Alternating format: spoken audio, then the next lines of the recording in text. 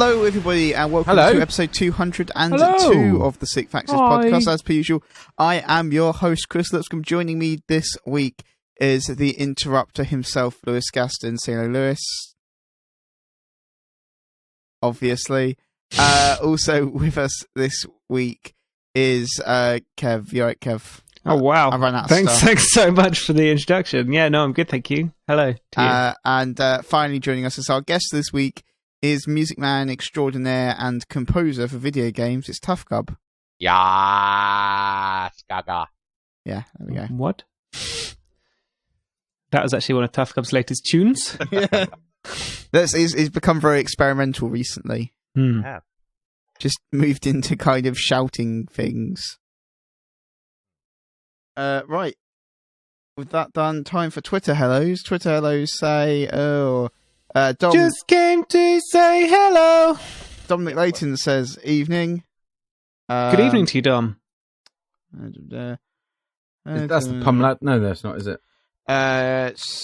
Stuart Hattle says, hi guys. Stuart Hattle says hello. Kevin says hello. Kevin said hello, and he was in fact early. Wow. Hello to all of you. I got caught on Stuart Hattle. Because isn't that Craig Hattle? Might be. He did say once that he'd introduced his brother or something, didn't he? Oh, there we go. Indie Marathon, which is Lucy JY23, who's quickly becoming one of our most frequent tweeters. Hello. And she's demanding Tomb Raider talk as well. Well, she's not demanding, she hopes, but yeah. You know. Quite different. Ash W92 says... exaggerate. Ash W92 says, evening all. We've got loads of hellos today. Alec Hilton says evening. Says lots of people today. A veritable feast of hellos. I don't think we've ever had Alec Hilton say hello to us before. I think we have, probably. All right. Well, hello to you all, and thank you so much for joining us. Yeah, anyway, now it's time for the news.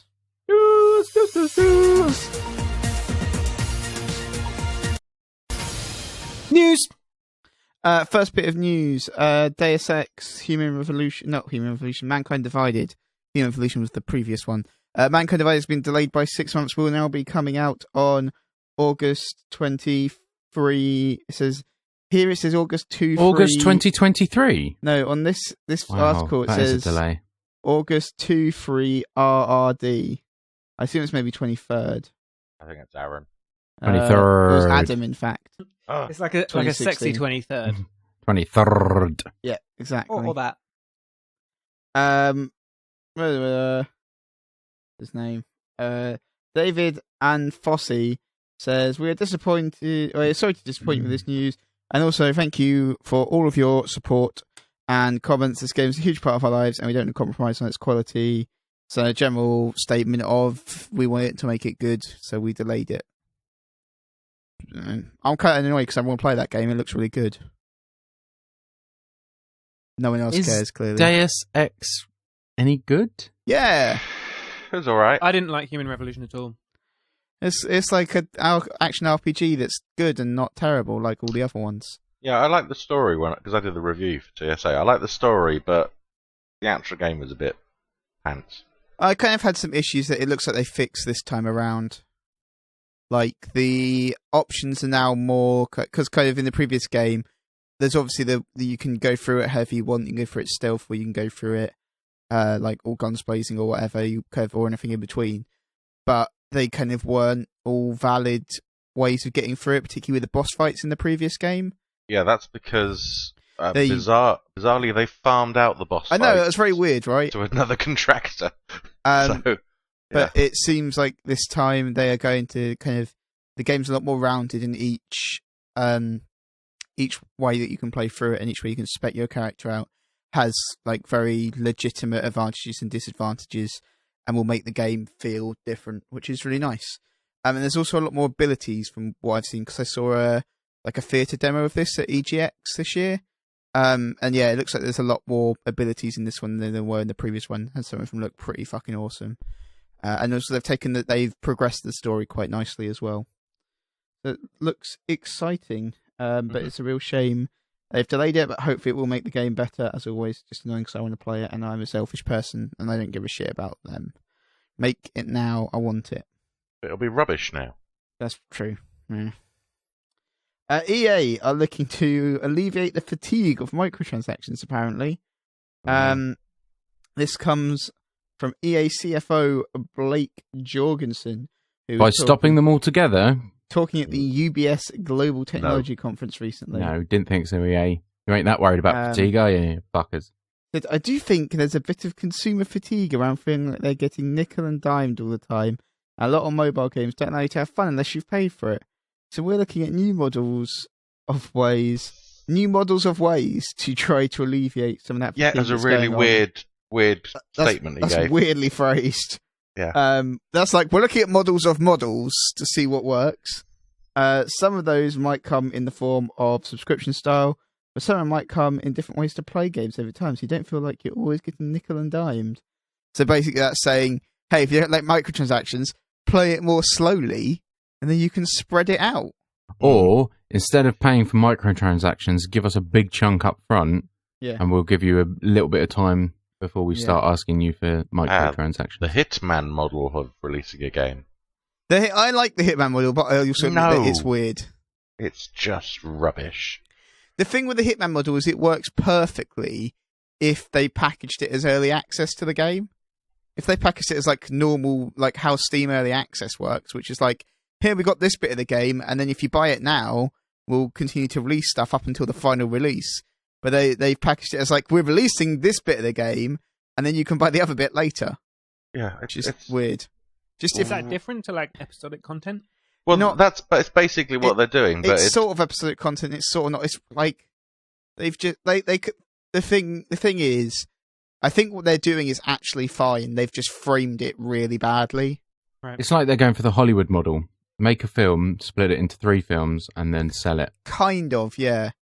It's just like, but like Hitman Mockingjay Part 1. But but then if you could go to Hitman Deathly Hallows Part 1. Exactly. But if you could imagine if you could go to Mockingjay Part 1 and buy your ticket for Mockingjay Part 2 at the same time if you wanted to.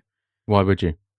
Or if you wanted to, you could, when Mockingjay Part 2 comes out. Maybe you get a discount for buying both the tickets exactly. at once, but you are tied into definitely having to go to the second one. Yeah.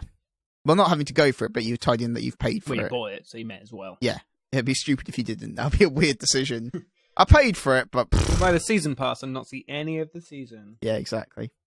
Also, he said, the fundamental way that we as an organisation think about microtransactions and subscriptions is all around engagement. How do we engage the customer as long as possible? This is just bullshit, isn't it, basically? Can I just apologise for the news this week because it's shit? Yeah. Because basically all the big games are out. You know, I think there's something out on December the 1st. Yeah, Just Cause 3. Okay, yeah, and then because everything's out, there's no press releases, there's no trailers, there's absolutely fuck all. Battlefront happening. Tomorrow? Yeah, but I got it already. Have you? Yeah. I mean, Battlefront isn't out, but like all the reviews are out now. Yeah. The weirdest thing for Battlefront is I ordered the Steelbook from Amazon for no reason other than it seemed to be like the default one that Amazon was selling. So I bought it, and it got delivered today in 2 separate parcels. That's how they do it now. It's weird. And I got the game and an empty Steelbook. Yeah, that's how they do Steelbooks now. What the fuck is this? That's how Steelbooks work now for some reason. Yeah, it's weird. It's because it's cheaper. I now have to waste 5 minutes of my time transferring it from the plastic box into the steel box. Is that going to take you 5 minutes? Well, it would, because I get distracted. Very easily. low dexterity in the game. Yeah, I do it with boxing glove. But yeah, it's chopsticks. Like, I think Fun it's challenge. because it's cheaper for them to produce a copy of the game and produce a steelbook and like not put the steelbook not pay people to go in there. Yeah, it's got to be money-based decision, right? Yeah, it's just I think weirdly. Then surely it wastes the money on the cardboard box and the separate packaging. But that's an Amazon decision at that point. That's Amazon being dumb. But I think that the system is it's cheaper for them to basically put in a plastic case and stuff that you're just going to toss than it is for them to pay someone to put the discs or set up like another process, set up another like production line. Yeah, well, that puts the and so discs environmentally ethical as well, isn't it? Yeah, it's just literally gives people some plastic to throw away. Yeah. The company which makes the steelbooks is like a completely separate company to base everyone out. It's its own thing. So publishers go to the steelbook company and say, "Can you make us one of these?" So it's easy for them just to chuck it in a package rather than then have to get their game and get the disc out and put the manual back in and whatever. Get the disc out. You know what I mean? I think as well is that it's now becoming it's becoming more. Steelbooks are becoming much more common, whereas before they used to be like you could only get a steelbook as part of a collector's edition, and so then replace them completely. Sorry, more recyclable. Replace them completely. Get rid of the plastic boxes. Yeah, I guess recycle the metal if you need to. Scrap it when you're really hard up. All right, final bit of news, and this bit actually is reasonably good. This is probably the best news, not in terms of goodness, but just in terms of most interestingness. Is it boobs? What? No, it's not boobs.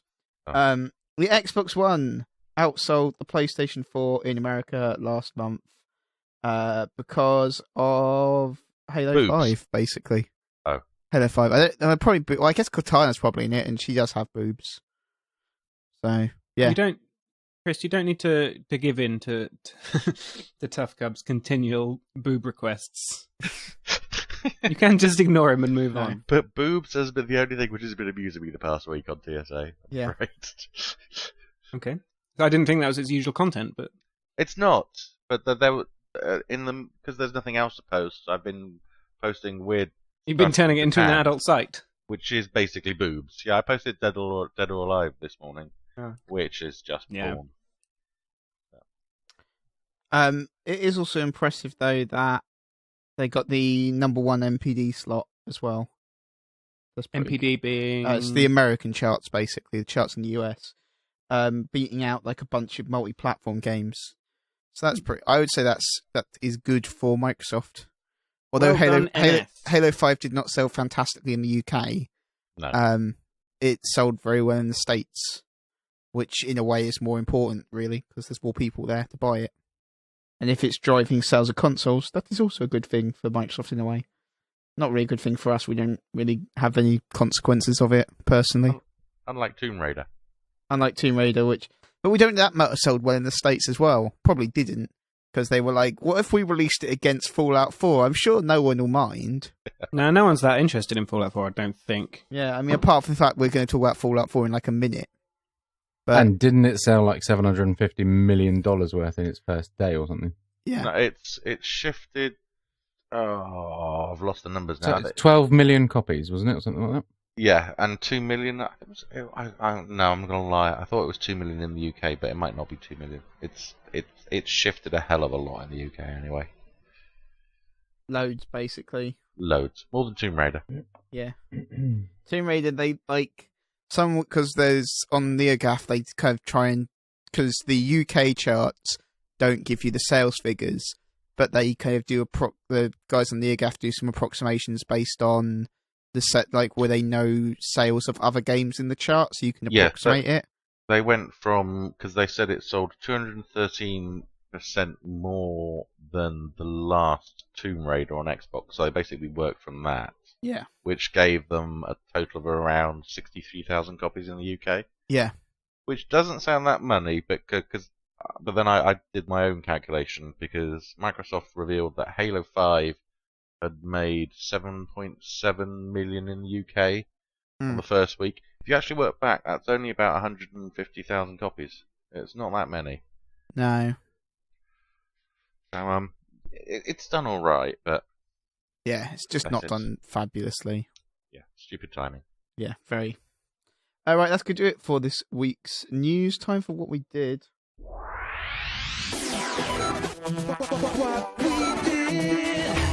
So basically, this is the bit where Tuffcub and Lewis talk about Fallout 4. You first. Oh, thank you. It's very gentlemanly. Yeah, Fallout 4. I don't know really what to say other than I love it because it's like Fallout 3 but shinier, and I love it. And it's Fallout, and it's got a 4 next to it. This is my issue with Fallout 4. Is all of those things you just said. Yep. What, that it's Fallout with a 4 next to it. It's my issue as well. What I mean is that I've never really been into Fallout. Like I saw my housemate at uni playing Fallout 3 copiously, and it just didn't appeal to me in the slightest. And this looks sort of the same, so I probably won't play this one either.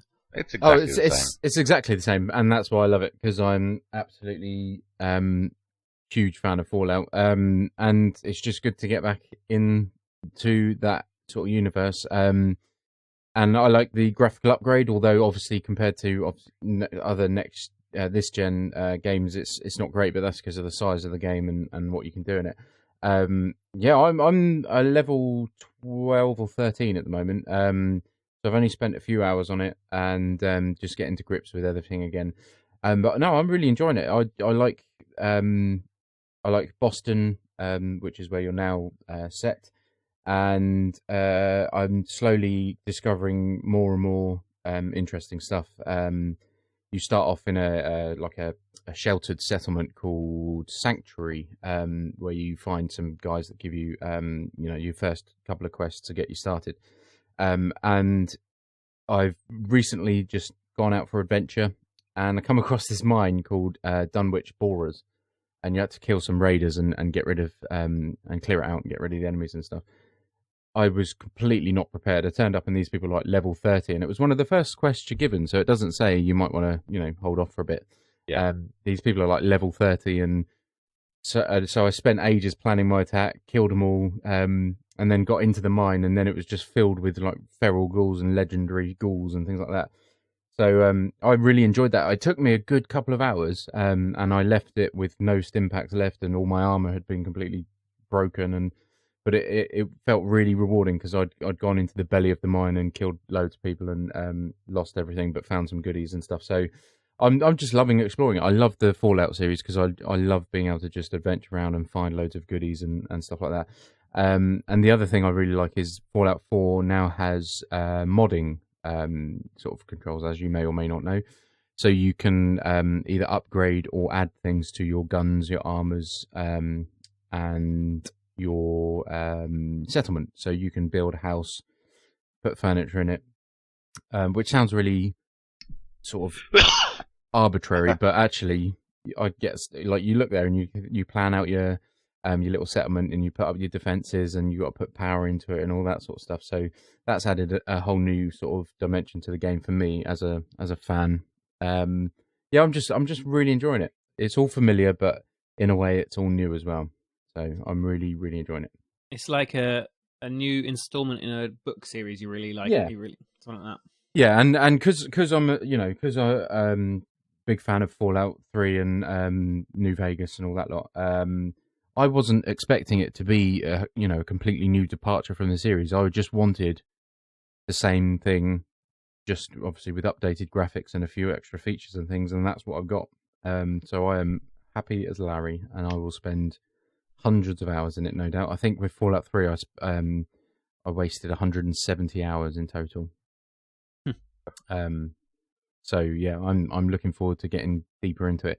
And the thing that made me laugh is if you've ever played Fallout, you'll know of death claws, which are massive chameleon things that just basically can kill you with one swipe. So you try and keep a wide berth until you're rock hard. When I was waiting in the loading screen, you get like pictures and models up of some of the enemies or some of the things you find and a little description.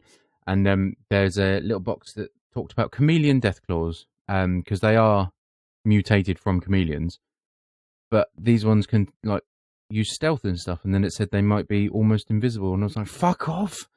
I was shitting myself just anticipating it because Fallout really, for me, has a real ability of making things tense. Like when you go into a vault or you go into a mine or somewhere that you discover that it all gets dark and very tense because you just don't know what's out there. And some things have already popped out on me and made me jump and shat myself. So I'm really not looking forward to meeting an invisible Deathclaw anytime soon. Cool. I don't have a response and nobody else responded, but I felt like it needed something. I waited a few seconds to see if Skype would cut out, but no, you're just ignoring me. It's fine. Okay, here's a response. You're a wuss. It's not scary at all. It is. It's tense. No, it's not even slightly tense. It is. Yeah, I kind of have a problem with it being so much like Fallout 3. Not a lot has changed at all, really. I was hoping it was going to be a bit there was going to be some new stuff, and the new stuff which is there is all pretty arbitrary, like the base building, which is you can do it if you want, and you don't have to. I presume you're meant to go and build nice houses, but I've just built a massive wall around one of the houses I've got already, and I'm just putting plants wherever I like and power wherever I like, and not making it look pretty. See, I think that's a good thing, though, don't you? The fact that you can get out of it as much as you want. So you're just doing that, whereas I'm trying to plan and build a really nice home. It's Barbie home designer and Fallout. It's not. It is. You have to make manly furniture and desk lamps. Yeah, but that's to give it finishing touches. That's to have a home in the barren wasteland. Yeah, like you, I found like the first missions I got sent on were ridiculously hard. And I've actually got to the point where I was playing it for about 4 or 5 hours, and then I thought, screw this, and I've stopped playing the main missions, and I've just gone wandering off. And just wandering off and finding stuff seems to work a lot better for me. I think that's the whole sort of ethos of Fallout. I mean, you can play the missions, but you do need to level up quite quickly. But I've done the same. And more out of, because where things like Fallout 3 and Fallout New Vegas, I tend to have gone off and concentrated on the missions, and then you get to a point where you feel like you've missed out by not adventuring, because you either can't go back or there's no point going back because you've got high level stuff anyway. But it's that sense of adventure that even if you don't go south on the map, because you start off right in the top left hand corner. So I just gone right a bit, and you've gone to, like I said, the boar, and found a couple of farms and stuff, and it's more of a natural way of leveling up and getting more comfortable with the controls and how the world works. Yeah, I quite agree with that. But I've been wandering around. It's all right. I'm kind of starting to enjoy it a bit more than I did when I started off. And I've joined the Brotherhood of Steel now, who are my favourites from Fallout 3. So I've got extra power armor and big missiles and things. I'm clumping around. But yeah, there are lots of places where it gets immensely hard very quickly, and I've spent a lot of the time running away. And the saving really annoys me. There was Sorry, go ahead. There was one point. Basically, it auto saves every time you leave a building. And one of my missions was to clear out an ammo dump of somewhere, which I could go and do, and that was all fine. As soon as I did that, leave the building, and then there's one of those massive military security robots standing right outside the door. So as soon as I walked out, I got blown up. And then it loaded the game, and then I got blown up again. And then it loaded the game, and then I got blown up again. And I got killed about 40 times before I managed to move quickly enough to get out of the way. And that's happened a couple of times. There was a super mutant on a bridge with a rocket launcher which kept on pounding me. And I just had to wait,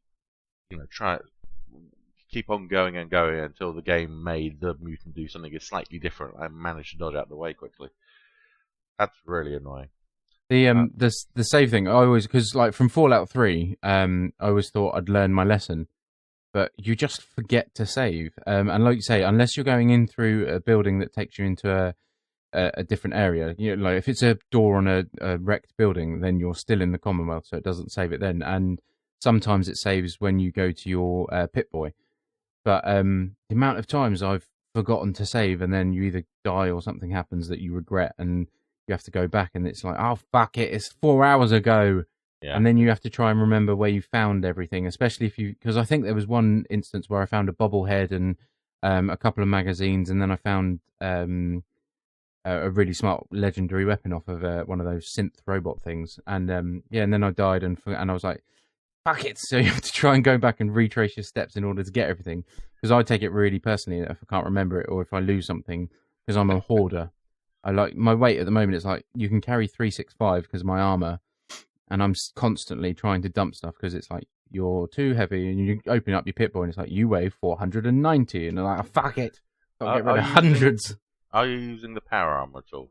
I've got power armor for because I put my power armor on and went and did the mine mission. But the problem is, you even with power armor on, you forget that you've got a weight because you can carry shitloads. And then as soon as you lose that power armor, or all your things go, or you run out of fusion cores and you have to leave. It's like, oh shit! Yeah, and you see, start walking at a snail pace. That's why I'm not even bothering to use it, because I've got one fusion core, and I don't know how long that's going to last me. So I was like, well, I can't be bothered to use it then, really. Yeah, it depends on what, because obviously if you run and things like that, it takes more. But because I had 4 in my inventory, so when I went and did that mine mission, I thought I was safe. But by the end of that mission, I had none left because it was such a long mission, and I was getting shot and all sorts and beaten up by ghouls and stuff.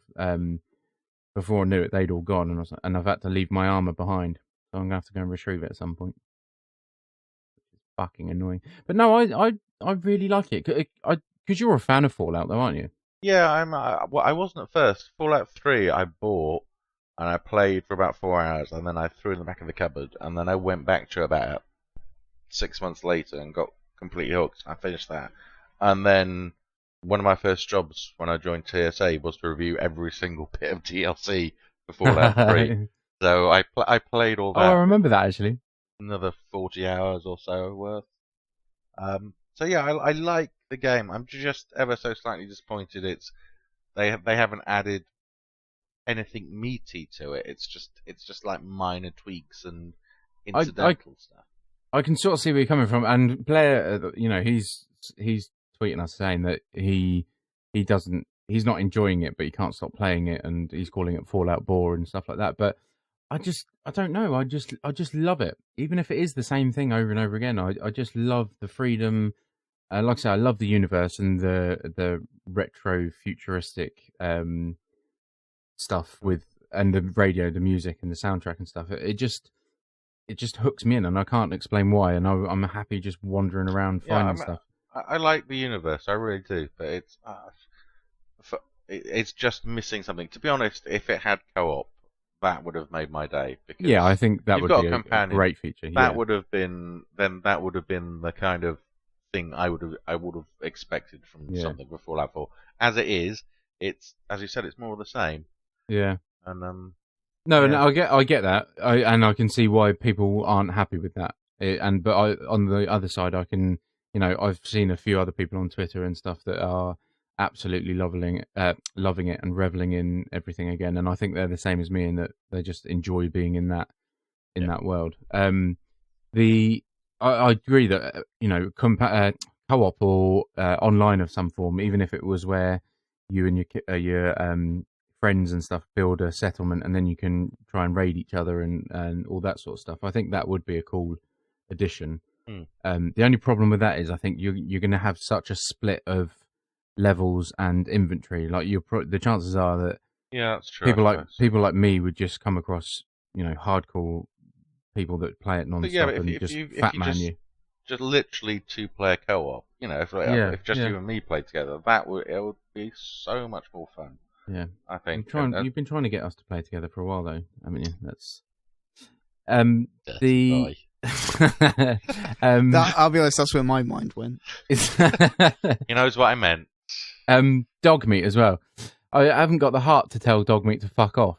Oh, I have already. You ever tried to shoot him? If he gets in my way one more time, I'm going to lose my rag. It's like you're stuck on a narrow staircase underground somewhere.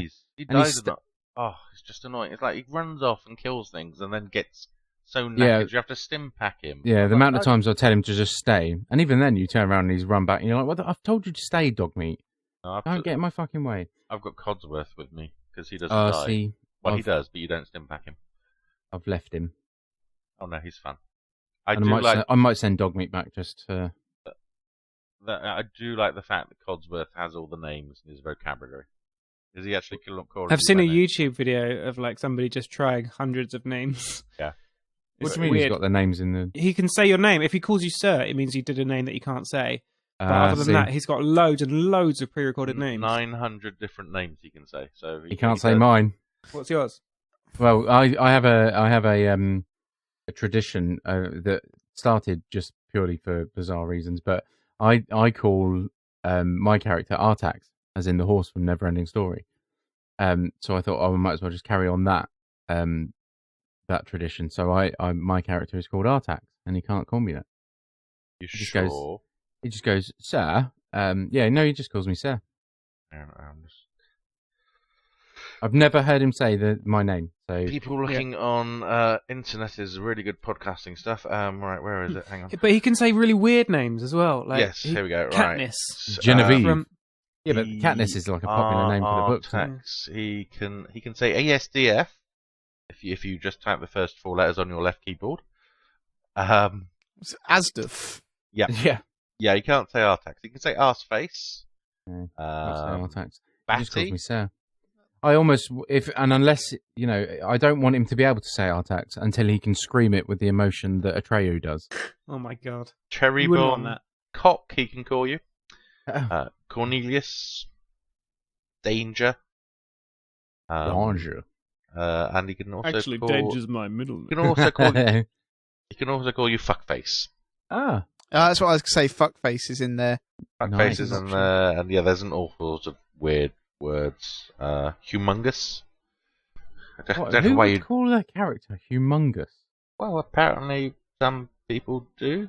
People are weird. Lionheart. Macklin. Maria. Macklin? Yep. Not even a name. Apparently it's. Sounds like a knockoff version I've of definitely heard Macklin. Macklin as a name. Yeah. What? I've heard of Macklemore. But Macklin from Parks and Rec. He can call you Pliskin as well, or Quatermass. Nice. Yes. He uses my real name, so that's alright. Well, kind of. What's your character's name? I'm not telling you, because then everybody know what my real name is. Oh, Pavel. right. You've called him your real name. Well, I thought I had to. Is the implication that your real name is I know what he Tuffcub? calls you then. Pavel. No, that Tough is not in there, always Cub. Titties is, though. Oh, it's a shame I'm Cub surprised wasn't you in didn't there. just call yourself this Boobs. Sort of turning into what can the robot from Fallout Yeah. call you? Sorry, podcast. Because I'd go with Titties Cub. Lots of Titties things. Cub would be good if Cub was available. Cub is not in there. Boobies is, though. Hooray! Could you call yourself Titties Boobies? But then it's so weird, like some real names that aren't in there, just like normal people's names, and then you can call your Dave. character Boobies or Astapher.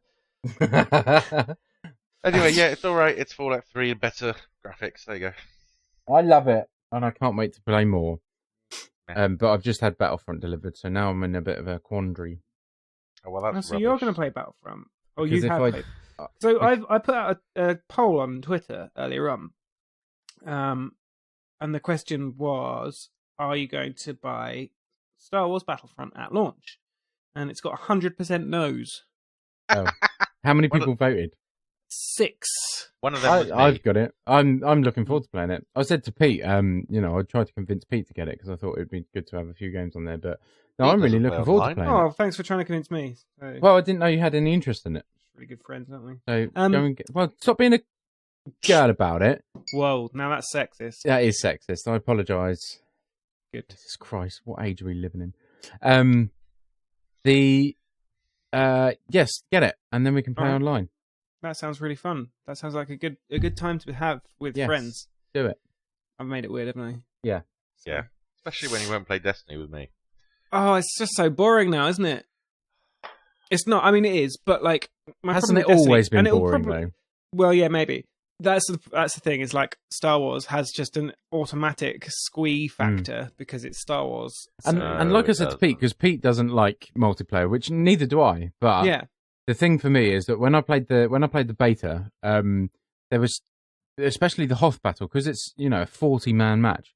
There's just so much going on and it's so frantic that you almost feels like a doesn't real matter. battle. Yeah, it doesn't matter if you get killed every 5 seconds because everyone But else is that's what going about their Battlefront's business. always and, kind of been yeah. about as well, isn't it? Like, So it it's doesn't just feel front like lines. it doesn't feel like a multiplayer where you're coming against And the thing about teenage these games is like social is everything, right? Like if you're going into that stuff and doing it with people you know and you like, then that is such a different experience from somebody who's just like being good at the game but playing on their own.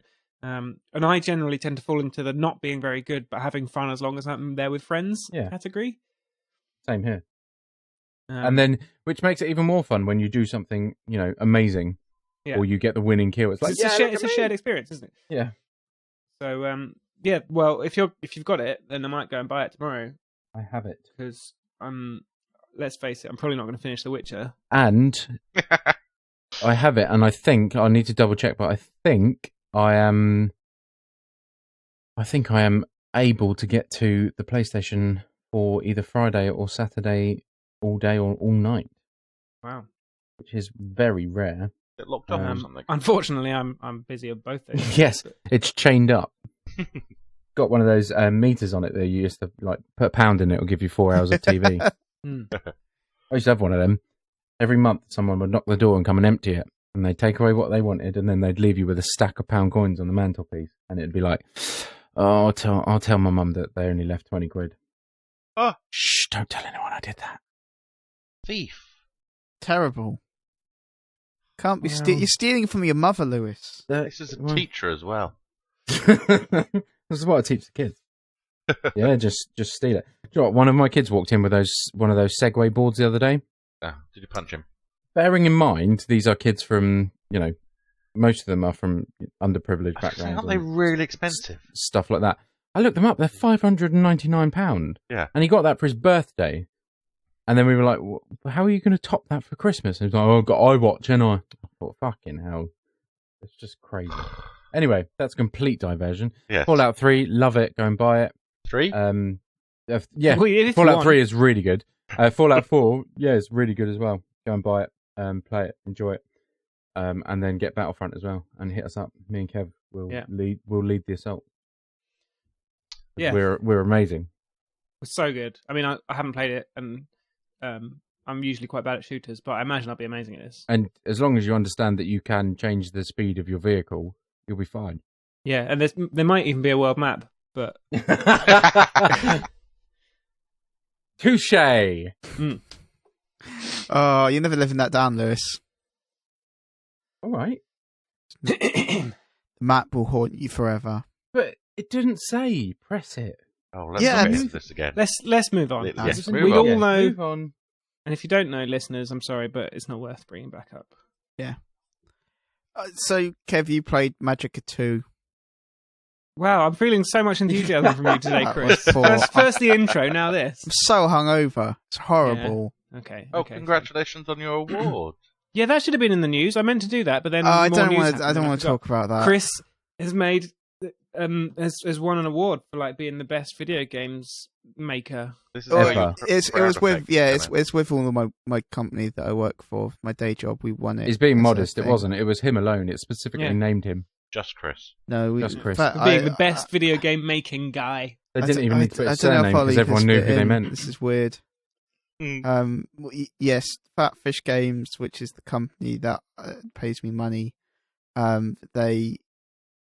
We went in for awards called the Appsters, and we won best indie game developer. Pretty good. Yeah, it was. And now I had my audience. Now I'm feeling rather delicate today. Yes, as a direct because we celebrated. Because of all the press conference and the paparazzi outside his house. Yeah, just won't leave him alone. Movie offers. Yeah. All of that. We want to do your life story. Who's going to play you, Chris? You. That's a real low budget. Seth Rogen. Seth Rogen. Anyway, I'll be more enthusiastic, Kev. I'm sorry. Kev, you've been playing Magicka 2, I hear. Tell us what you think. Do you love it? I have been playing Magicka 2, and I probably haven't played it enough to know whether I love it or not. So, for those of you not in the familiar, as the saying goes, with the Magicka world, its catchphrase, its tagline, I should say, is "Learn to spell," and it's about making. Thank you. Do you not know how to spell? Hello, Kate. Oh, hi, Kate. Says everyone. It's not everyone. It's just Tuffcub. Hi, everybody. That's the first time Kate has ever been on properly, I think. Oh, there you go. That's not her usual voice. I should, if that's true, I should stress that she doesn't usually. I think we maybe be able to very distantly hear her in the background before, but never that loudly. Yeah. Have you married Mickey Mouse? I was going to say she's resembling Minnie Goofy. Mouse. I think more like. Well, hello there, Kate. Hi, everybody. So that's really derailed me. Sorry. Oh, Schlur. Nice. Do you have Schlur? It's sort of like a alcohol. I had Schlur when I was 8 and not allowed to drink alcohol. Yeah, I've it's like did Christmas Slur drink for exist kids. when you were 8? Schlur isn't alcoholic, is it? No, No, it's that's not. what I'm saying. point. Alcohol free. That's the point.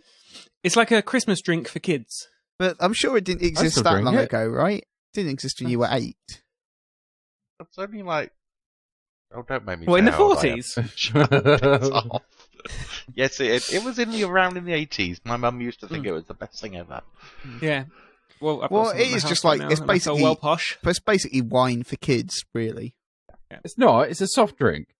But it's sort of the branding. The Yeah, packaging. the Magicka. branding is very much Yeah, wine for Magicka. kids. So Magicka's tagline is "Learn to spell," and And I repeat, do you not know how to spell? you play as a wizard, so it's a play on words. You see, Magicka, spell being I assume magic. Oh, I Magicka's- see. I assume Magicka's tagline was wine for kids.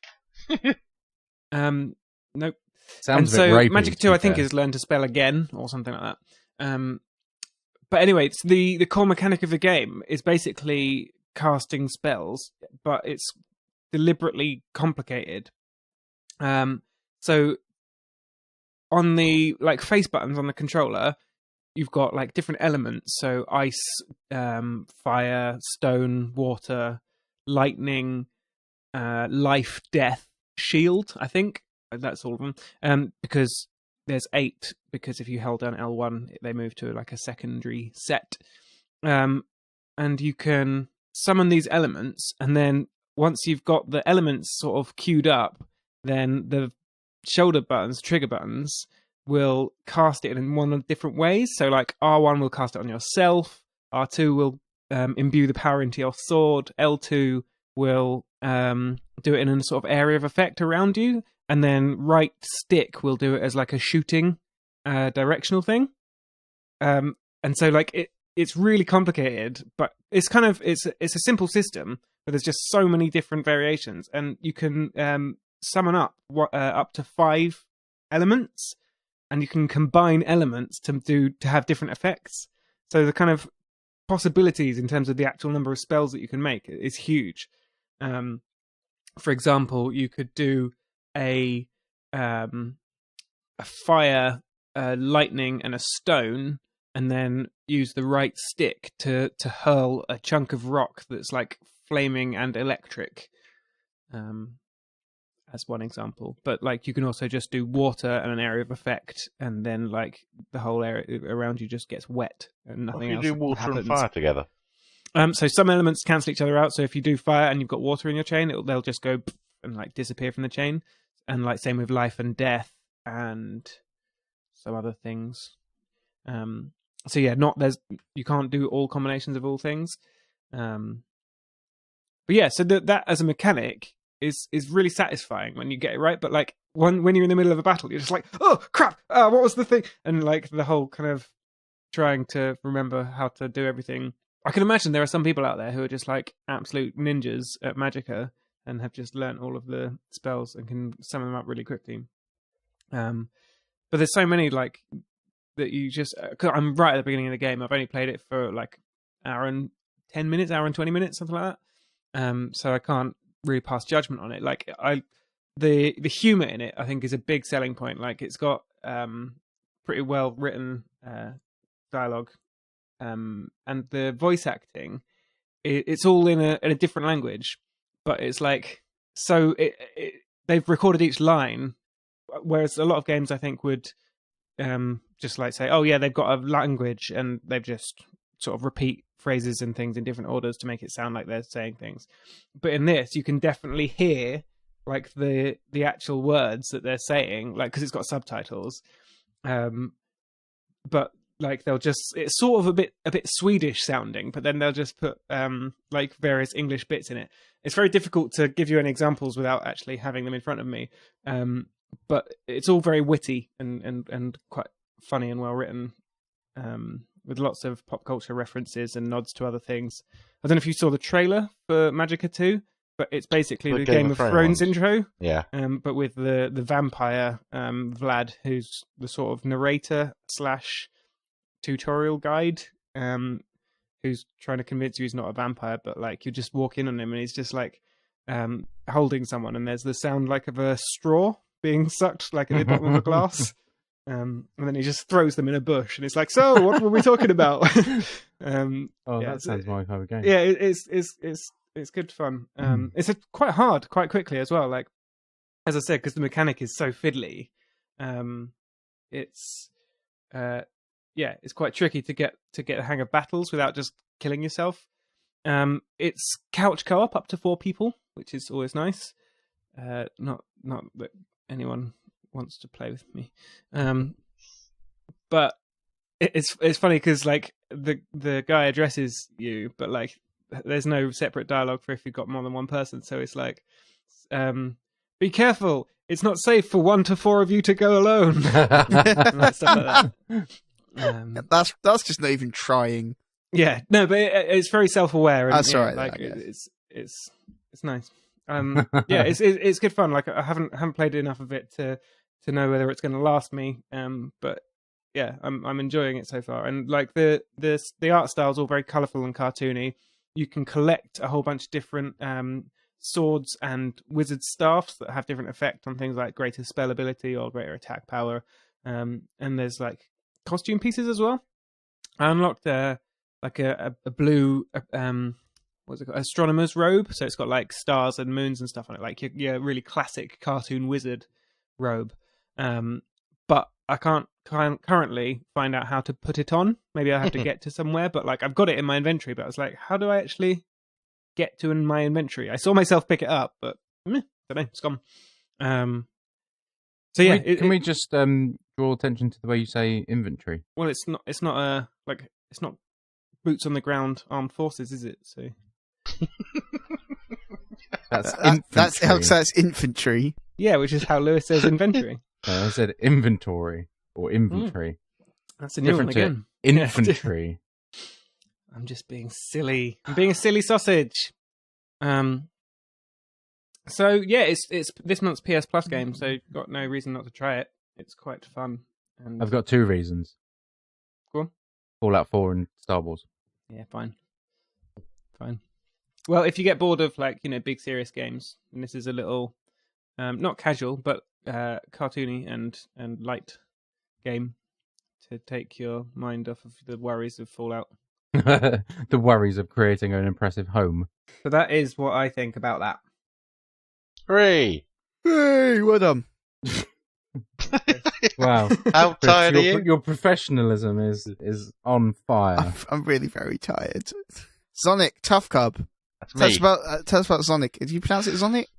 I think it's Xonic. Sonic. No, Xonic. It's not Sonic. It's not a Sonic game. With the little blue hedgehog. Because I would have. It's like Zool had a baby with Sonic. Because I wouldn't have let Tuffcub review that. I would have reviewed the Sonic game. This is true. And then been like, it's a modern Sonic game, so it's bad. No, it's Xonic, or I think it's Superbeat Xonic. Yeah, Superbeat Xonic. Full title. It's on their Vita. It's on PlayStation Vita, and it's not an indie pixel game. Hurrah! Yay! It's the new title from the people who used to make DJ Max, which was a really popular beat matching game on the PlayStation Portable. And it is surprisingly a beat matching game. It's pretty much as you would expect. You have a little circle on the screen, and notes fly out towards you, the same as they do in Guitar Hero or DJ Hero and everything. And you have to tap somewhere in between 8 and 16 buttons in time with the music. You can also do scratching, basically by moving your finger up and down the touchscreen. It does actually use the touchscreen, which I'll point out. You can use analog controls, but it's just ridiculous. You have to be in an octopus. If you use a touchscreen, you can just basically use your thumbs and tap away. But yeah, you can do scratching. You have to hold down notes, and you have to flick up and down on the screen sometimes to do other bits of the riffs. And it's from Korea. So some of the songs are K-pop, or in different languages you expect. The art style does occasionally border on anime. There's some cutesy pictures of ladies, but they're not scantily clad with boobs like pomegranates or anything like that. You know, it's all quite tasteful. Pomegranates.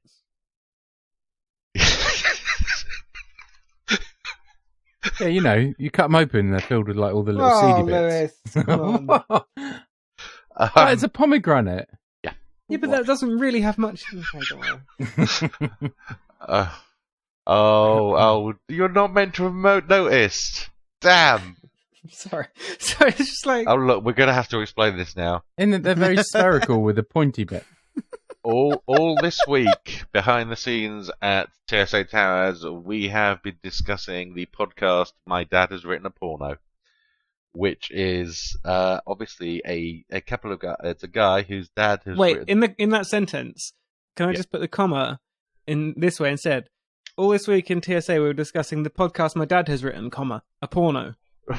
It's a podcast called My Dad Has Written a Porno, in which the son of the dad and two people, including Radio 1's Alice Levine, they read out the porno and discuss it. And it is the most badly written thing ever. And I found it first, and now literally everyone on TSA is listening to it. Peter's on it, and Adam. Kris isn't. No.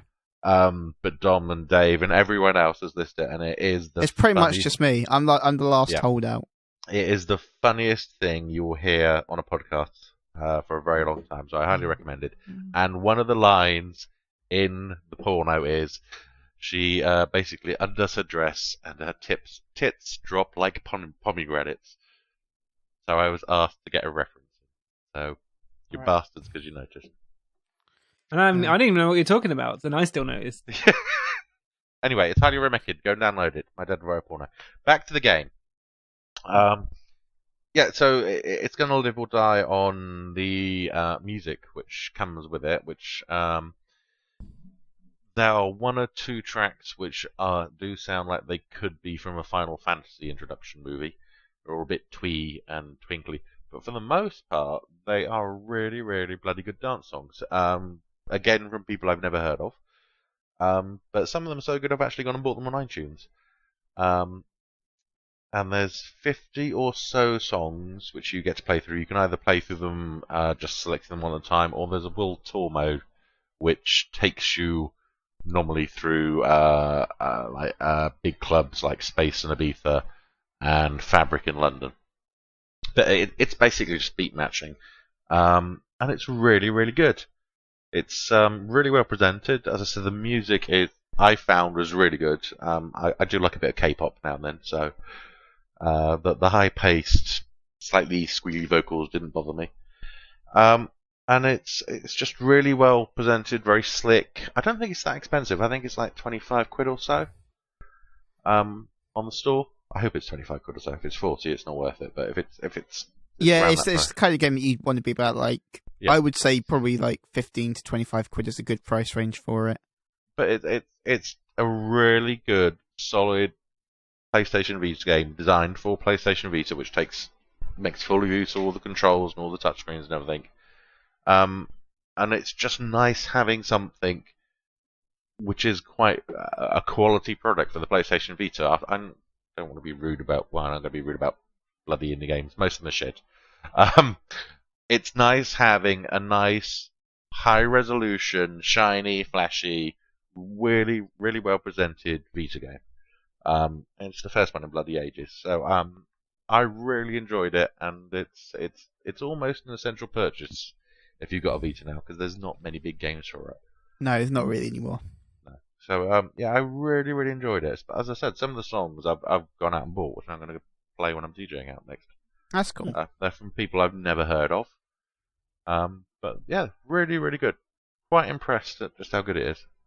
That's really good. It does seem like one of those games that's either going to be brilliant or terrible, depending on just how good like the core mechanic is. Yeah, the core mechanic's fine. As I said, it kind of depends on your taste in music. But there's a couple of rock songs. There's every dance genre you can think of, including I think gypsy jazz techno is one of them is listed as. That's pretty great. My favorite. Which is and there's loads of proper house music, proper dubstep. it's all really well produced and quality tracks. So it's Excellent. not like it's been, they've just gone off to SoundCloud or something and said, yes, we'll have you'll do, and got them for free. It's well done. So yeah, I really enjoyed it. That's Good really stuff. cool. I'm glad. It does seem like it's the kind of game that's a good fit for the Vita as well. Yeah, and the tracks are like 2 minutes long, so you can just play it on the bus. Yeah, that's what Is you it as need. good as the Michael Jackson Experience? I never played it, so I'm going to say better. Wow. Mainly because it doesn't feature any dead pop stars. Because if it had been good, You don't know that. If it had been good, obviously Tuffcub would have played it. So, therefore, it is de facto better. Yeah, I mean the only problem I had with it is the touchscreen. The hit zones on the touchscreen seem ever so slightly too precise for me, but that's probably because I've got big hands. But yeah, Because you're a big bear of a man. exactly. I have paws instead of hands. But yeah, really good. Quite impressed for a Vita game. Good. Lewis, do you want to tell us about the book Ready Player One a little bit? Yes. Well, I don't know if this is the place to do it, but You can talk. I've sort of challenged myself to read more. So I'm doing a book a week. Oh, we can turn the podcast into like a book club. Yeah, no, I'm doing not happening. That's what I'm we want to doing hear, right? book a week at the moment. I've Just started girl by on a train. I started by rereading The Humans, and then I read Player One, and now I'm on to Futuristic Violence and Fancy Suits, which is hilarious so far. So much so that I tweeted a sentence from it, a couple of sentences from it the other day, because I was in bed reading it and then just started pissing myself with laughter. So this is from the one I'm reading at the moment, and it was so it goes. I won't even go into about the detailed plot because it's batshit mental, but it's this woman's running away and she's ended up in a frozen river, and it says she was in freefall, the world gone beneath her feet. It happened in slow motion. First she felt the stabbing freeze of the ice water swallowing her feet, then her calves, then her knees. Then the bitter, frigid depths engulfed her knees, and then her knees. This was when Zoe realised the water this close to shore was only knee-deep. I've creased up. So anyway, by the way. So yeah, Ready Player One is the reason I mention it here is because I think it is a book that fits in with our sort of audience and stuff, and is about to be turned into a film by Spielberg, I believe.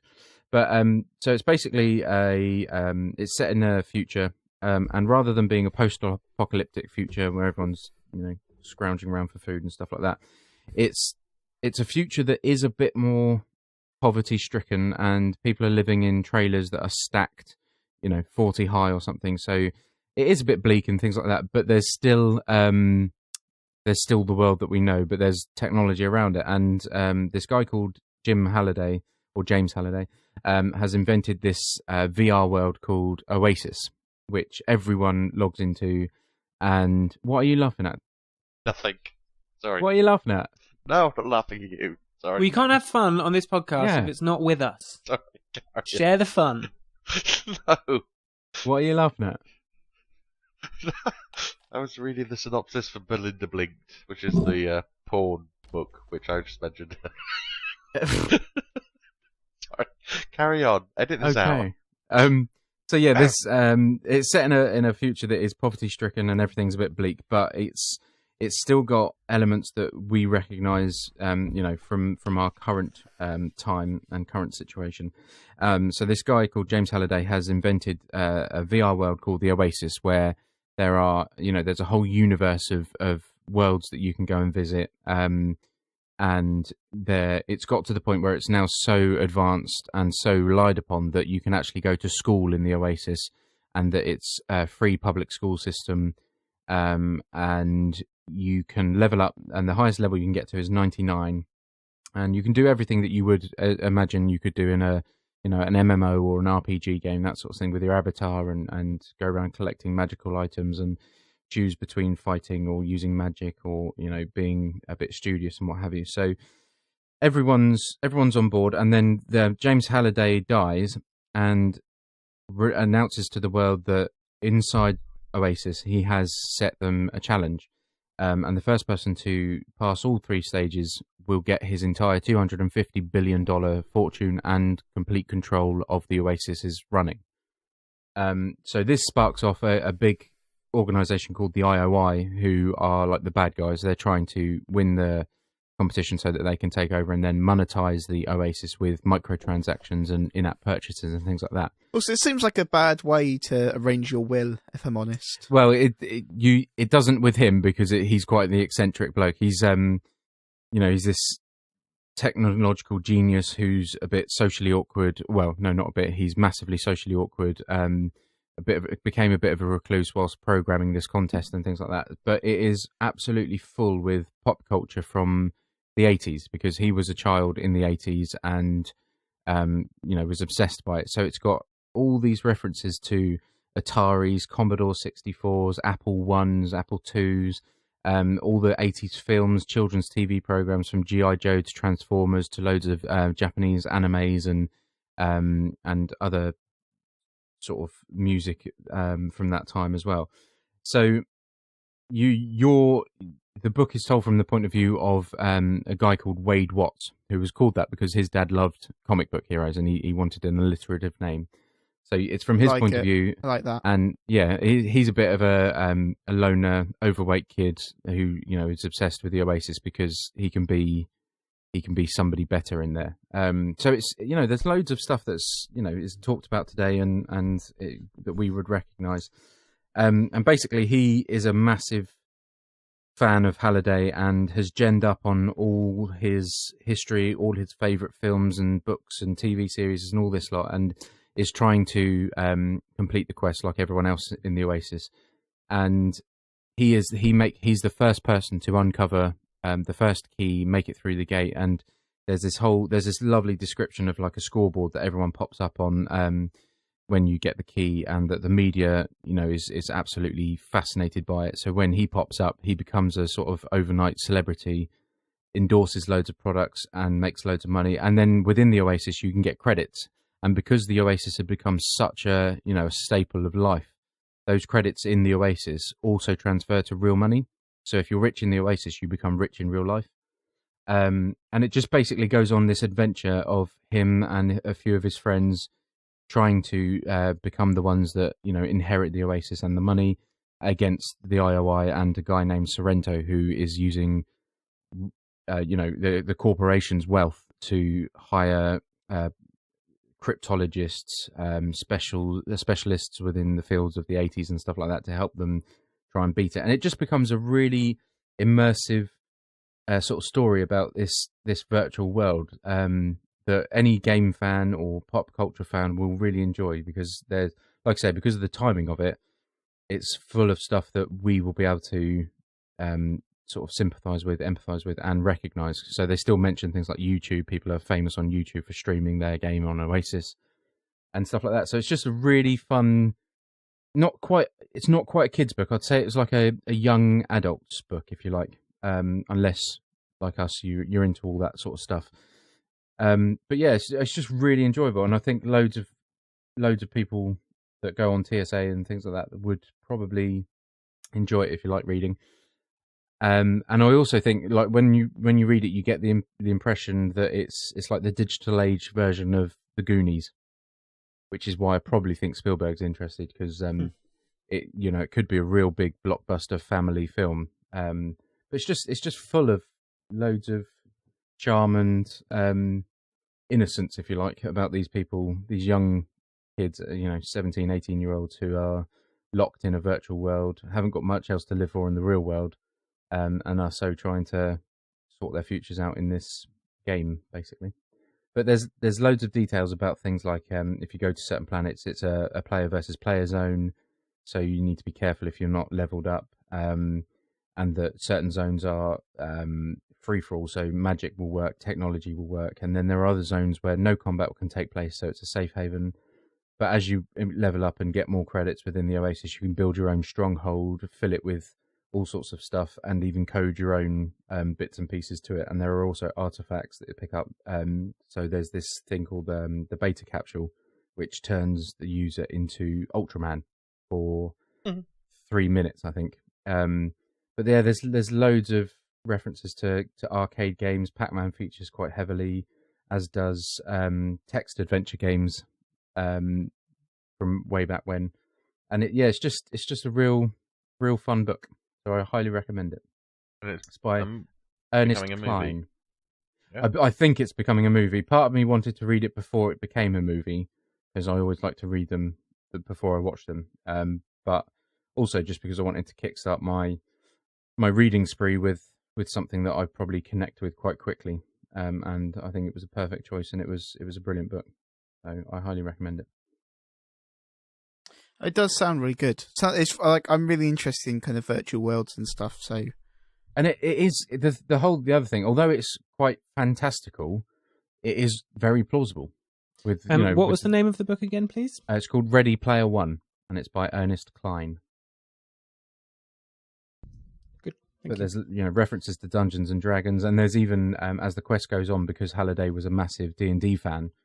There's portions where he's recreated an entire supplement to D&D as part of the quest.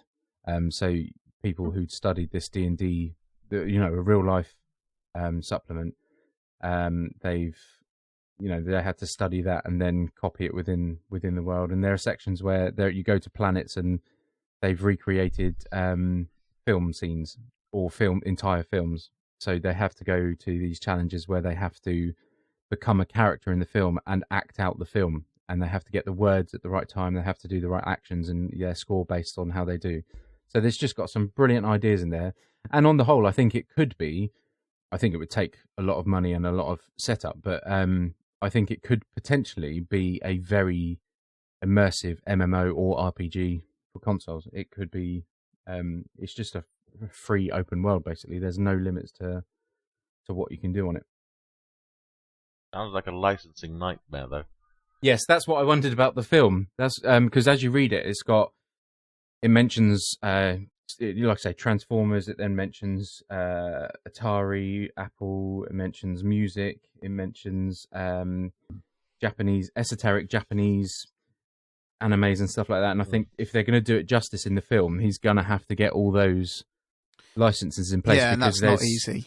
No, and because it's obviously set in space, there are bits where you can fly around and you can buy your ships and stuff. So people in the Oasis are flying around in X-Wings and in TIE Fighters and in Enterprises and in Death Stars and things from Battlestar Galactica and all this sort of stuff. And you'd think in order to do it right, you're going to have to get all of these people to say yes. That's just which not is going to be very difficult. So if he does, I'll be very impressed, but it will make the film, because that's what makes the book so interesting, is when they mention a scene where it's like, oh, so-and-so turned up in their X-Wing and then in the distance they saw someone flying around in a Battlestar Galactica. All these little references which are possible in a book make it. Right. Well, it does sound great. I'll definitely give it a look. I've heard people talk about it for a long time, so should be worth checking out. Anyway, now it is question time. Question time. Starting from the beginning, Ashwood says, if you were making yourself in Fallout 4, how would you allocate your special points? Really? What did he say? If you're making yourself in Fallout 4, how would you allocate your special points? Can you explain to me what that means? So, special are your stats, and they stand for strength, perception, endurance, charisma, intelligence, agility, and luck.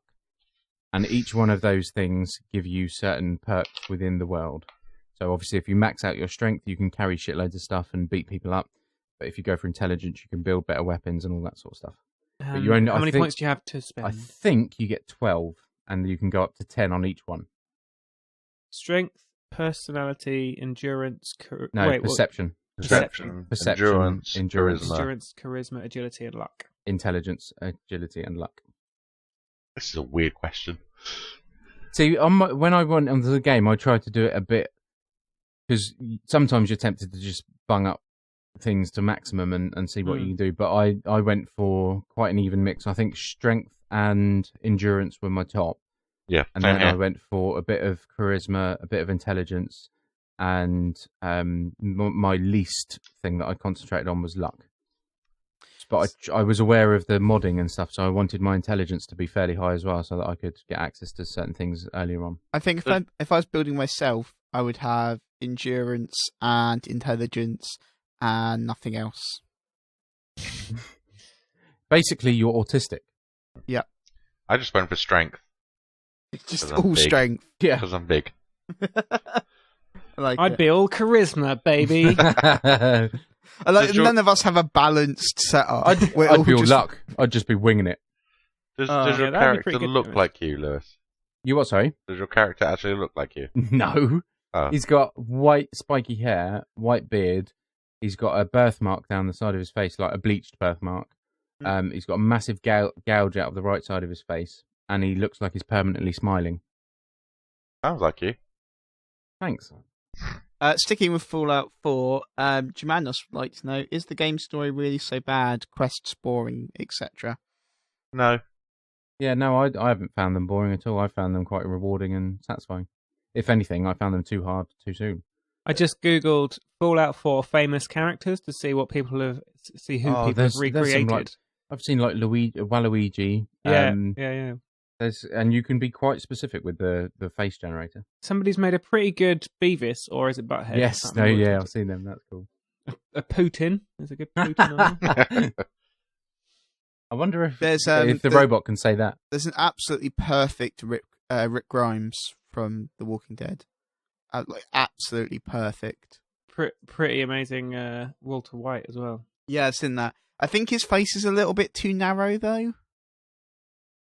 But it's very good, but I think his face is just slightly off. Okay, I'm just going to bounce because we've got a few Fallout 4 questions, so go through them. Kevin would like to know, how addicted have all of you been to the Fallout settlement building? You don't like it, Tuffcub, right? Well, it's not that I don't like it. It's just I can't be bothered, really. That's what I said.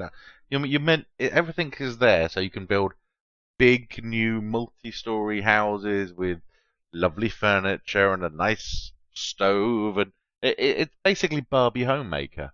But I just can't be arsed. I've just built a massive wall around everything, and they don't seem to complain if they haven't got a roof. So Donald Trump, essentially. Yeah, well,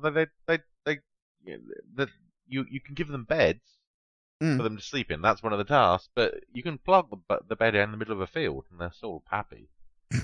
So I thought, oh well, sod it then. I just clearly people after nuclear war are less picky. Yeah. To be fair, they only asked for beds. They didn't ask you to put them anywhere. No, so I just shut them in a field, and they seem to be quite happy with it. Which kind of, I thought maybe making a nice house would have been a task, rather than just chuck a bed in the field.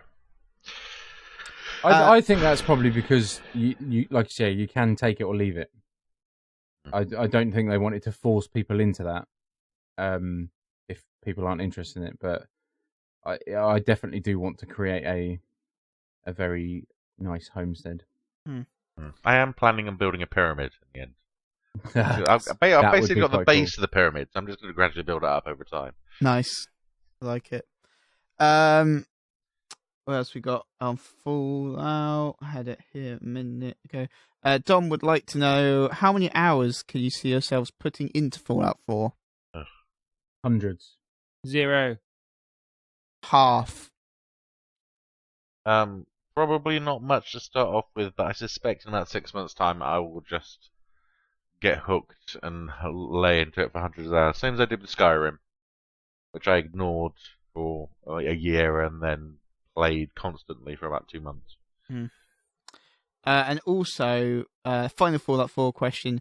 Blair would like to know, when does Fallout 4 get good, and also why can't I stop playing it even though I'm not really enjoying it? Yeah. See also Destiny. Fair. I think basically Blair is saying he's addicted to Fallout 4. That sounds like an addict talking, right? It's like, I don't enjoy this, but I can't stop. Yeah, I'm not really enjoying it as I'm not finding it fun, but I'm playing it anyway. I don't know. What else we got going on? Lucy JY23 will presumably be disappointed by a lack of Tomb Raider talk, but blame Square for taking a timed exclusivity deal, and none of us having Xbox Ones. That's true, yeah. It's not our fault. If I had an Xbox One, I would happily buy it.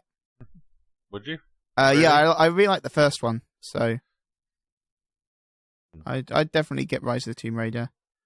Obviously, it's not the first one, but the first one in the rebooted chronology. Yeah, I really liked it. I thought it was an interesting game, and yes, it lacked tombs to raid, but I think that's because they were trying to build a different kind of game. And it is certainly a valid complaint from long-time fans of the series, but I've loved that series for a long time as well, and it needed to change because the games had gotten very bad. So they had to do something different.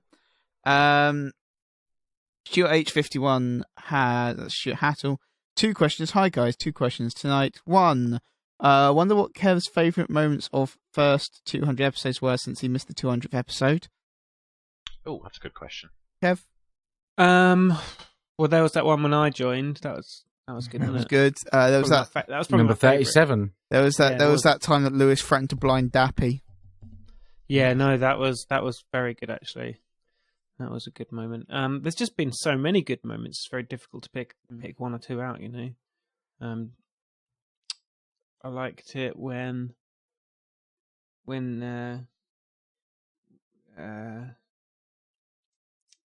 Yeah, good. Okay, carry on. Yeah. All right. I know what my favourite bit was. What? It was me. Good. Miss Golden Abyss. Maybe Miss Golden Abyss was good. Blair nearly throwing. Oh, that wasn't a podcast, was it? That was just a memory that I have.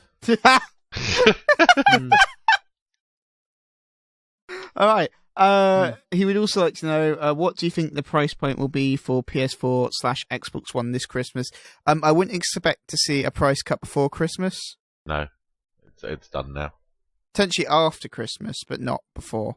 You can January sales. You could get a PS4. I have to get this right. PS4, Call of Duty, Far Cry 4, and something else. I think it was The Last of Us. For 280 quid today. Yeah. And obviously there's probably going to be something Black Friday, I would expect. Yeah. But it's unusual for publishers to, for platform holders to cut the price before Christmas because that's their prime selling time. They did do a price cut recently. I mean, it got 50 quid knocked off at Paris Games Week, didn't it? Yeah, I can see them potentially doing one next year. And obviously there'll be retailer-specific stuff in January, but it's not going to be much beyond that because they are both consoles are selling solidly. They're selling healthily, so there's no need to cut it. You cut the price when your sales slow down. Like if your sales are remaining at a level that you're happy with, there's no impetus to cut price. You're basically just taking money away from yourselves, and if you do that, the board tends to get rid of you rather quickly. So, yeah. And final question comes from Tef, who says, hello, he also has 2 questions. 1, why didn't I cut out the COD spoilers last week? Because I forgot and I missed it when I was editing. Terrible person. I'm bad at editing stuff. Terrible. Ooh. These podcasts spoil COD. These podcasts are long, although it wasn't particularly long last week, but I just, sometimes you're editing and you zone out for a second and miss stuff. It happens. And secondly, am I excited for tomorrow, which is specifically for me, but also open to all? I am. I can't. Because Star Wars Battlefront comes out. Yeah, that's why. Yeah, it's definitely why. It's not anything else that's happening. Tuffcub knows what's happening tomorrow, but I can't tell people at the minute. Yes, I know. Tuffcub is not excited. He was dismissive. Anyway, that's going to do it for this week's episode of the podcast. If you want to get previous episodes of the podcast, you can go to... If you want to get previous episodes of the podcast, you can go to YouTube, you can go to TheSixthAxis.com, you can go to iTunes, you can go to Stitcher. If you'd like to get in touch with us, you can tweet us at TSA Podcast. You can email us at podcast@TheSixthAxis.com. Or you can just reply on the podcast post. If you'd like to get in touch with us personally, you can get me on Twitter as HalPro. It's HALB Pro. You can get Tuffcub at Tuffcub, which is TUFF Cub. You can get Kev as KevFitron400, and you get Lewis as Lewis Gaston. But for now, let's go do it. So say goodbye, everybody. Bye.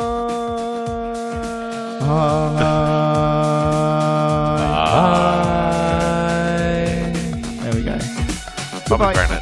The Sixth Axis podcast.